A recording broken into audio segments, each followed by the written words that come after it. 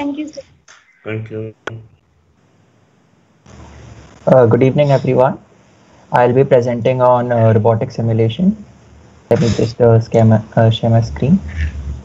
I hope it's visible. Yes. Okay. So I'll be presenting on robotic simulation. As a case study, we'll include global project-based learning of 2020, which was hosted by IIT Delhi and Shibaura Institute of Technology. So we had a total of 16 students, Indian and Japanese, under the guidance of two teaching assistants, Udayan Banerjee and Farin Fangdaren, and two professors, S.K. Saha and Nobuto Matsuhira. The students were divided into three teams: hardware, firmware, and software. I'll also explain the roles which we had in the coming slides. The hardware team. They had the role to design the robot using URDF and do the sensor integration. Here you can see that in a hospital environment, the robot has been designed. This is a mobile robot, a similar one which you saw in the previous demo. Here the green box, green cuboid represents a camera. There is a laser sensor on top, and the red box represents the whole body of the robot. This is the work of the firmware team. The firmware team was given the task to map out the area. So, for if you want a robot to move automatically in a region, what you need is that the robot should know what the area looks like. So, what we had done for this is that we simulated the hospital environment in a software called Gazebo, and a robot was placed there. After that, the robot is moved into this environment. Here you can see in another software called Arvis, it shows that these red lines denote the sensor data from the laser, and these red lines are an indication of an obstacle.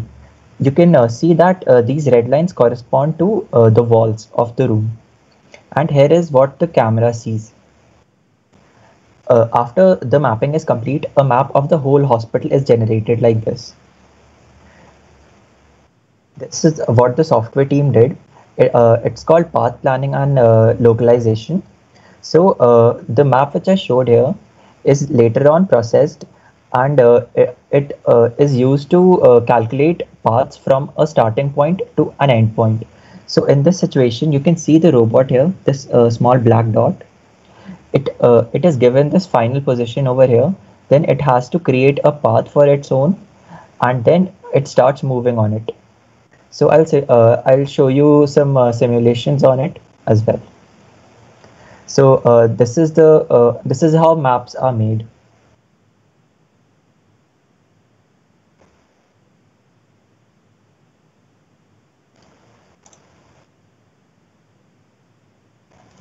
Now you can see that this robot is moving, and you can also see the camera view changing. On this side of the screen, you can see that these red dots are moving and detecting new regions, and sensing whether that area is free to move or it is blocked by an obstacle. This is how maps for environments are made, and this makes it easier for the robot to move automatically. This is also called G mapping. Now we have pathfinding and path planning. So here you can see that in this video, what I'll do is that I'll set a navigation goal. This is the final position somewhere around here. So what it does is that the robot, after getting information about the final position, it will do some calculations and find the best path to that position, avoiding all the obstacles which come in between. So these obstacles are there. You can see in this environment also on the right, and this black dot is the robot. So this robot starts moving towards the obstacle. So skipping ahead in time, you can see that the robot automatically detects some obstacles. If there are like some obstacles which are not there on the map, then it can also change its path a little bit so that it can avoid those obstacles too. So at near the end, you can see that the robot comes to its final destination, and then it stops there and it waits for some other like end goal or position or some new command to be given by the user.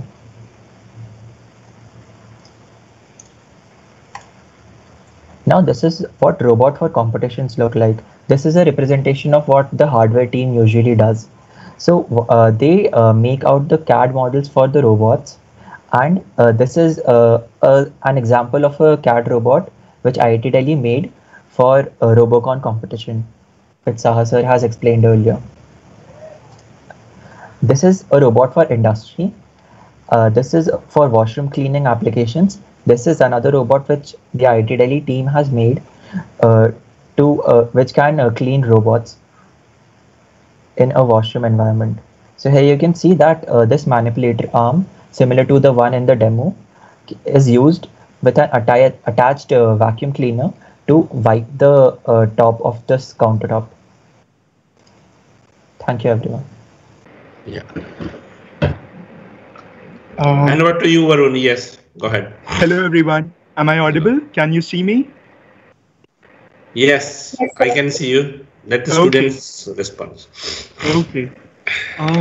So this is. If you guys would remember from Professor Saha's presentation, he pointed out to a robot made by a company called Nugenix, and that was a type of a parallel robot. This actually is a parallel type of robot, and if you can see the entire system right here, the robot is placed underneath a laser machine, and now I'll talk a little bit about the objective of the work. So down to the micro or the nano scale, every object or every surface in the world has some surface roughness, which is not always desirable, especially when an object has to go inside a human body. What I'm holding right now is called a humerus implant. It is supposed to go in someone's elbow during the time of surgery, should they need some assistance. And once the object goes inside the human body, over time it starts accumulating bacteria and other things that are not desirable. So if there is a way to microtexture the surface of the object, then once the object goes inside the human body, the bacteria that would otherwise adhere to its surface would not adhere anymore. This is where our robot comes in hand. In order to texture any surface, the object needs to maintain a constant distance from the laser needs to maintain a constant distance from the object it is lasering. But since the object has a change in shape, it has different points at different heights, we need a machine that can hold on to the object under the laser machine and move it such that all the points appear to be at the same height and they can be textured accordingly. Now, just for fun, I have a little demo for you guys so you can see how the... Second, I can't see your video. You can't see my video? No. It's visible. It's visible. It's visible? For whom it is not visible, maybe you can log out and log in again, actually. Most of us visible. For those which is not visible, you can log out and log in. Okay, so let's see. Yeah, you can go ahead. We have our little robot. We plug it into our computer. We power it up. And then, ideally, the robot would move a little bit in the z-axis. It would rotate a little bit in the z-axis. It would rotate in the x-axis, in the y-axis. And just for reference, I'm going to keep an object on top after it's done doing all of that, so you can see the robot would be making a pyramid shape in 3 dimensions. Right. Just give me a second.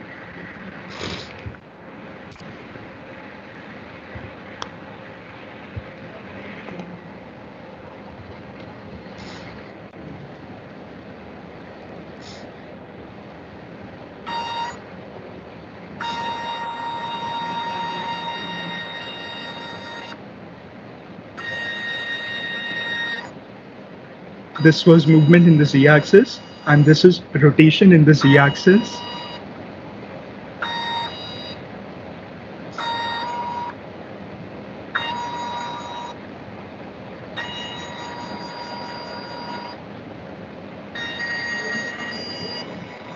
And this is rotation in an axis facing you guys.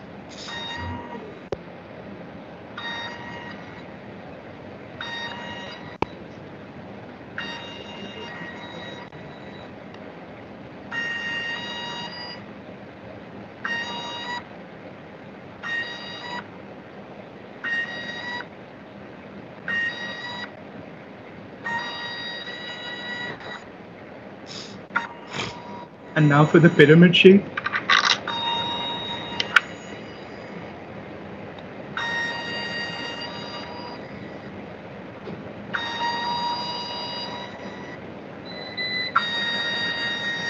And finally, it goes back to its home position.